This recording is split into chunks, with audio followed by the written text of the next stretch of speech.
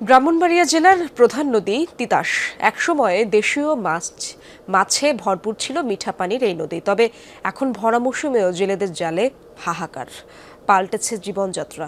দখল, দূষণ আর নিষিদ্ধ জালের ব্যবহারে হারিয়ে যেতে বসেছে অসংখ্য প্রজাতির মাছ। প্রতিবেশী দেশ থেকেও বয়ে আসছে দূষিত পানি। নদীর ওপর নির্ভরশীল মানুষগুলোর দুর্দশা দেখার যেন কেউ নেই। নতুন ব্লেন্ডে আরো রিচ অ্যারোমায় সেলন ফ্যামিলি ব্লেন্ড টে। কুলজোড়া জল, বুক ভরা ঢেউ, প্রাণ ভরা উচ্ছ্বাস, স্বপ্নের ছন্দে বহমান এক নদী। অমর কথাশিল্পী অদ্বৈত মল্লবর্মণের লেখনীতে ছিল তিতাসের এমন রূপ। ছিল জেলেদের জীবনযুদ্ধ। তবে তিতাসের সেই ভরা যৌবন এখন অতীত। মালোপাড়ার জেলেরাও স্বস্তিতে নেই। দেশের দক্ষিণ পূর্বাংশে বহমান তিতাসের উৎপত্তি মেঘনা নদী থেকে। ব্রাহ্মণবাড়িয়ার বেশিরভাগ উপজেলা এই নদীর সাথে সংযুক্ত। এই অঞ্চলের জেলেদের সাথে তিতাসের সখ্যতা বহুকালের। একসময় দেশি মাছে ভরপুর ছিল মিঠা পানির এই নদী। তবে এখন ভরা মৌসুমেও নদীতে দেশীয় মাছের আকাল দেখা দিয়েছে। বাপদাদার পেশা ছাড়তে বাধ্য হচ্ছেন কেউ কেউ। এই মাছই ধরা পড়ে না, জবর নাই।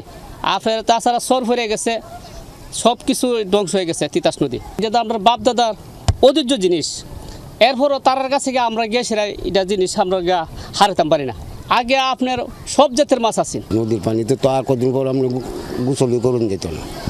এই যে ময়লা পানিটা যাই আর পলিটিং এগুলি যাই কুলে কাটছাই।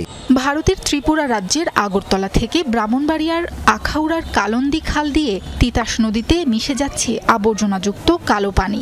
দখল, দূষণ, কলকারখানা আর বাসাবাড়ির বর্জ্যও গিয়ে পড়ছে নদীতে। দূষিত পানিতে মারা যাচ্ছে রেণুপোনা। তার উপর নিষিদ্ধ জাল আর ইলেকট্রিক শক দিয়ে মাছ ধরছে কিছু অসাধু জেলে। আমার বয়স যখন 16 ছিল তখন তো মাছ, প্রচুর মাছ ছিল। যে মধ্যে আমরা জাল পাইছি এর মধ্যে মাছ পাইছি। সন্ধ্যাবেলা যাই, আমরা রাতে সকালবেলা আইলে ওই মনে হয় 600-700 টাকা 2700 টাকা হাজার একটা পাওয়া যায়। বিভিন্ন জাতের মাছ, গুড়াগাড়া মাছ পাইতাম। ওখানে এইগুলি মাছ আপনার ওই শর্ট বাড়িয়া, এরপর লিং জাল বাড়িয়া এইগুলি মাছ আর মারুন যায় না।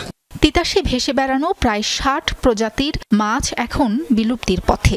জেলা মৎস্য কর্মকর্তা জানান, অবৈধ জাল ব্যবহার বন্ধে প্রশাসনের অভিযান অব্যাহত। প্রজননের যদি বাধা সৃষ্টি হয় তখন সেই ছোট ছোট যে রেণু বা ডিমগুলো এগুলো নষ্ট হয়ে যাচ্ছে। তো এগুলো না টিকলে তো মাছ বড় হওয়ার সুযোগ নেই। রিং জাল এটা ক্ষতিকর জাল, মৎস্যায়নে এটা নিষিদ্ধ। এই জাল দিয়ে মাছ ধরার কোনো সুযোগ নেই। পাশাপাশি ইলেকট্রিক শক দিয়ে মৎস্য আইনের মৎস্য সংরক্ষণ আইন 1950-এর 3 ধারায় কোনোভাবেই ইলেকট্রিক শক দিয়ে মাছ ধরার কোনো সুযোগ নেই। যারা করবে তাদের বিরুদ্ধে আমরা আইনগত ব্যবস্থা নেব। সাবরিনা লিজা, যমুনা নিউজ।